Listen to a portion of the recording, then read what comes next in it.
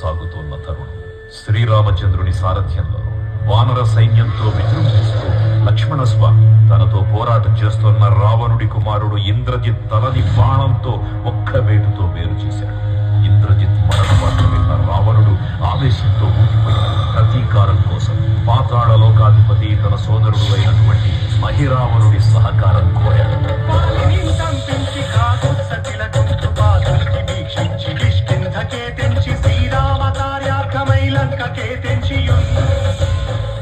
ఆ జీవి మకరధ్వజుడు అనే తన పుత్రుడు మహాసముద్రాన్ని దాటుతుండగా నీటిలో పడ్డ స్వేదబిందువు ఒక మొసలి గ్రహించడం వల్ల జన్మించాడని తెలుసుకుని ఆశ్చర్యపోతాడు హనుమంతుడు.